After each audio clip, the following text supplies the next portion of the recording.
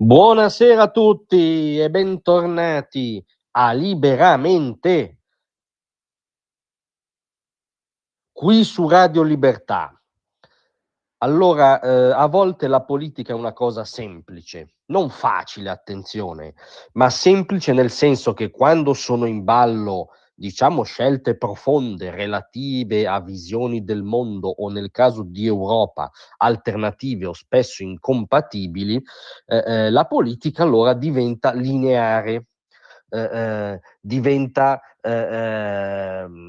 all'insegna, dell'esclusione reciproca, per cui tu stai, con una soluzione o con l'altra, da una parte o dall'altra, con l'eurocrazia o con una visione, di libera Europa dei popoli, per capirci. E in queste ore si sta avverando esattamente uno di questi casi.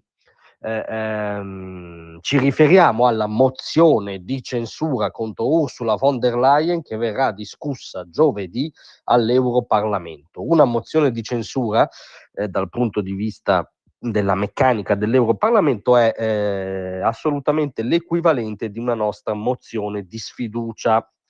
La presenta l'eurodeputato rumeno dell'ECR, che è anche vicepresidente del gruppo dei conservatori, Georg Piperea, ed è legata al famoso caso Pfizergate, cioè per sommi capi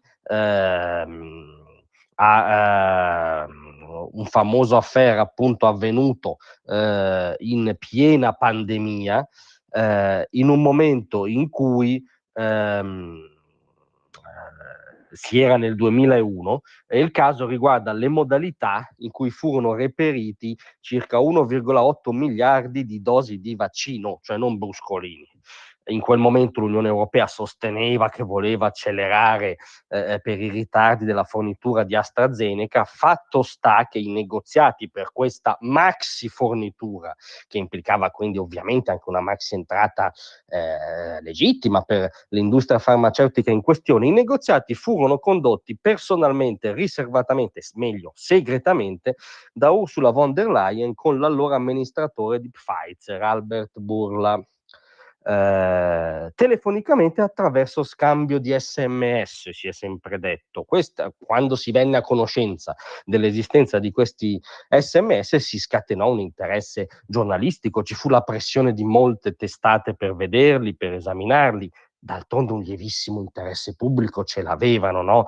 Trattandosi di miliardi dei contribuenti europei in un momento topico della pandemia. Ma l'allora prima commissione von der Leyen si rifiutò sempre di renderli pubblici, motivo per cui il New York Times, cioè non l'ultima gazzetta sovranista, complottista di estrema destra di Canicattì, il New York Times, il più importante giornale del mondo, fece causa alla Commissione europea, sostenendo che avesse il dovere di rendere pubblici quei messaggi, tesi condivisa anche dal Tribunale dell'Unione Europea, che ha dato ragione al New York Times in prima istanza, diciamo. Quindi questo è l'affair in premessa.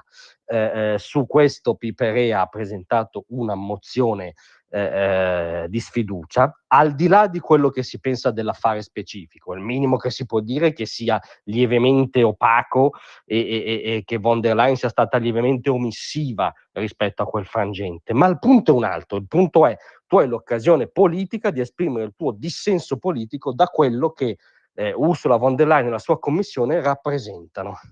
E allora a noi sempliciotti ci viene da dire che se tu sei contro il Green Deal, contro il progetto di transizione dirigista forzata, suicida dell'economia europea in nome del talebanesimo green, peraltro non solo non rinnegato, ma accelerato recentemente da Ursula col folle obiettivo dell'abbattimento del 90% di emissioni entro il 2040.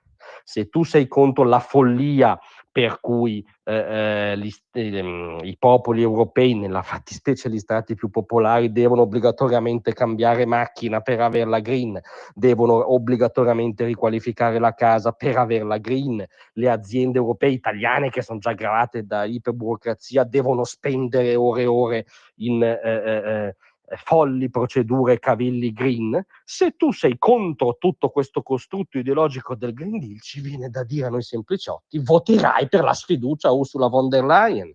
Se tu sei contro l'altra follia nota come Rearm Europe, che nella traduzione effettiva è riarmo franco-tedesco, cioè riarmo nell'interesse dell'industria tedesca piegata dal Green Deal di cui sopra, e nell'interesse della diciamo inverosimile tardo bonapartista volontà di potenza francese. Non è una cosa a tutela dei popoli europei, anzi è una cosa a tutela del declinante e tramontante asse franco-tedesco che ha egemonizzato i popoli europei. Se uno è contro questo, ci viene da dire a noi sempliciotti, voterà per la sfiducia a Ursula von der Leyen. Se uno è contro l'ipocrisia imbarazzante dell'Europa, per esempio rispetto al dossier russo-ucraino, per cui ha tenuto per anni una postura bellicista a priori rispetto a Putin, coi soldi, le risorse e la tecnologia militare degli americani, se questa ipocrisia ti dà fastidio, voterai contro Ursula von der Leyen. Più in generale, se sei un critico dell'Europa ridotta a gabbia eurocratica, conseguentemente coglierai la finestra politica e voterai la sfiducia. Ebbene, tra i partiti del centrodestra, l'unico che giovedì voterà la sfiducia a Ursula von der Leyen è la Lega. Forza Italia è già allineata a priori, diciamo, al PPE, che ha ribadito che ovviamente voterà contro la sfiducia. Fratelli d'Italia è stato a lungo ondivago, ECR dovrebbe lasciare libertà di coscienza. Oggi un europarlamentare importante come Procaccini ha detto che voterà contro per non fare un assist alla sinistra, che è una bella arrampicata logica.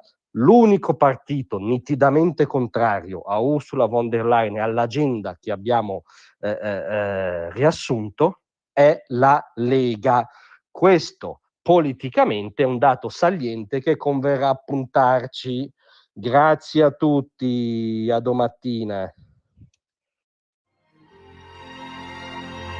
Tra un manifesto